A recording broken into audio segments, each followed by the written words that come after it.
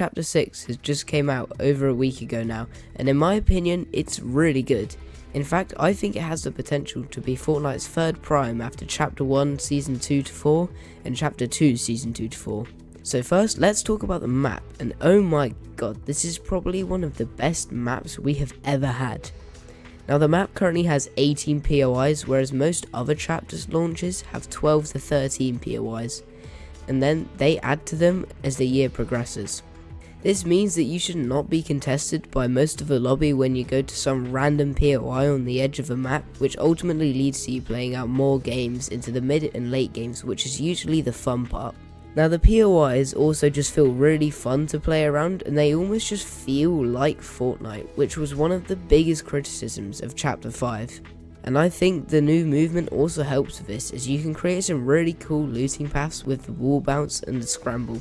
I also want to touch on the graphics of the game at the moment, which was another thing that I think Chapter 5 did poorly, and these are probably some of the best graphics we have had in Fortnite, as they kind of merged with Chapter 4 and 5 graphics, taking the vibrant and fun aspects of Chapter 4's graphics and the more realistic Chapter 5 graphics, and they almost slapped it all together into one, and it looks really good. Also, this map has 2 times the amount of chests compared to the Chapter 5 map, meaning that you will almost always be stacked going into the late games, which in my opinion is way more fun than playing from scuff loot. Another nice thing about this is that if you play competitive, then it's very easy to find a relatively uncontested spot, which can lead you to possibly placing higher in tournaments than you would have used to if you struggled with off-spawn like I do.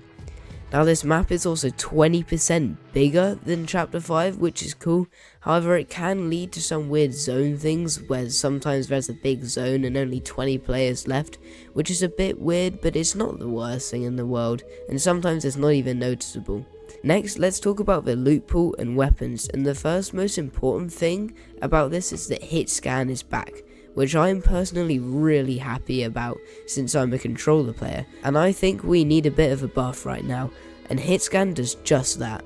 Now I know that there are some positives about bullet travel, but in my opinion, coming back from OG in a month of hitscan, I just don't think that it would have felt right. Now one of the things about hitscan is that it just makes all of the weapons feel super satisfying to use, but satisfying doesn't necessarily mean balance, since the Hollow Twister AR is so broken and easy to beam with due to it having a scope and hit scan, which means that it's 100% accurate. So if you have your crosshair over the person, it will hit them, and for a lot of damage. Luckily the Hollow Twister did get a nerf, but we have not had this nerf for long, and I'm not sure how much it's going to do to fix this issue. Also, one of the things that I think makes a huge difference in the season's rating for me is how nice the shotgun feels, and the Sentinel pump feels really nice to use, and it hits relatively hard with the mythic hitting for 199.9, and it also sounds pretty good, which is one of the biggest factors for me when using a shotgun that I don't feel like anybody talks about. Let me give you a quick example. If you put a suppressor on your hammer pump, it just sounded like it does no damage because it is so quiet. Now let's take a Thunder shotgun, a shotgun that sounds like it hits really hard, and personally I really like the Thunder shotgun, and I think this is one of the reasons why I like it so much. Anyway, I think it's about time to talk about the Fortnite OG game mode coming back, and I'm not gonna lie, this was kind of a disappointment. I'm not sure what we were expecting though, because we did know that this was going to be a very close replica to the original game, and I almost think this could have sadly killed a lot of people's old nostalgia towards the old game. However, I don't totally think this is the OG mode's fault entirely, since the game has developed so much. We are used to being able to consistently get shields off spawn. It has almost become a given part of the game that you will most likely be able to get 200 health off spawn, and if you didn't get full health or shield, you wouldn't land there again. Now in 2017, people didn't have the same prior experience of playing the game like us, since the game was not out yet, people were just used to it. However, luckily the seasons will change, and I think that as the seasons progress, the game will just continue to get better and better as it becomes more like how we have it today. And the positive of this game mode is it brought tons of players back to the game, as it reached over 1 million players in under 20 minutes of the game mode being out. Let's keep talking about game modes that aren't the core battle royale, as yesterday we had the new ballistic game mode come out, and the ability to play Fortnite in first person officially in an Epic Games game mode. Now this game mode has not been out for long, but from what I've heard it's actually pretty good, and it kind of gives out Valorant and CSGO vibes, where you have an attacking and defending team, and the attacking team's objective is to plant a bomb and make it blow up,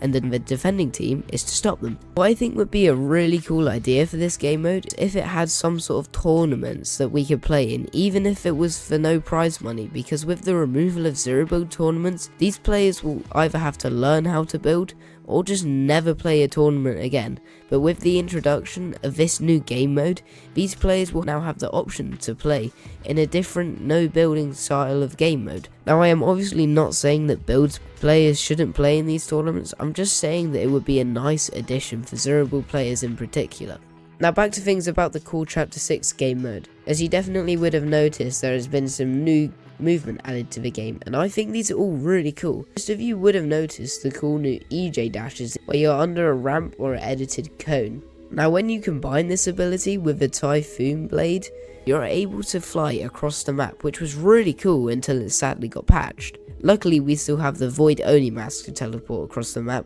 because without this the map would just simply be too big, and you would have to spend half of your game just wandering around trying to find people forever, which would obviously be really boring. Now if you've watched to the end of the video, you're obviously interested in my content, so you should like and subscribe with notifications turned on so that you get told when I upload again. Anyways, no long outros, see you in the next one.